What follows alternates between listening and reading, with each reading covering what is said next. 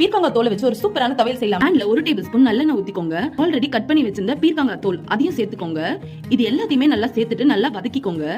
கூடவே கொஞ்சம் உப்பும் சேர்த்து நல்லா வதக்கிக்கோங்க. அப்பதான் கொஞ்சம் சீக்கிரமா வதங்கும். இப்போ நல்லா வதங்கிடுச்சு. அதே பாத்திரத்துல கொஞ்சமா எண்ணெய் விட்டுக்கோங்க. 1 டேபிள் ஸ்பூன் கடலைப்பருப்பு, 1 டேபிள் ஸ்பூன் உளுத்தம்பருப்பு, இது ரெண்டுத்தையுமே லைட்டா வதக்கிக்கோங்க. 15 பல்ல இருந்து 20 பல் பூண்டு, ஒரு 5 காஞ்ச மிளகாவை இந்த மாதிரி கட் பண்ணி போட்டுக்கோங்க. ஒரு சின்ன நெல்லிக்காய் சைஸ் புளி அதையும் சேர்த்து நல்லா கலந்து விடுங்க. இது எல்லாமே நல்லா ஒரு கோல்டன் ப்ரௌன்ல அந்த பருப்பு எல்லாம் வரணும். இந்த ஸ்டேஜ்ல நம்ம ஆல்ரெடி வதக்கி வச்சிருந்த பீர்க்கங்காய் தோல் அதையும் சேர்த்திருக்கோங்க. இது எல்லாத்தையுமே சேர்த்து நல்லா கலந்து விட்டு வதக்கி விடுங்க. கூடவே கொஞ்சமா ஒரு 1/4 டீஸ்பூன் பெருங்காயத்தூள் அதையும் சேர்த்துக்கோங்க. இது ஆப்ஷனல் தான். இந்த ஸ்டேஜ்ல நீங்க தேங்காய் ஆட் பண்றதா இருந்தாலும் பண்ணிக்கலாம். அதுவும் கொஞ்சம் டேஸ்டா தான் இருக்கும்.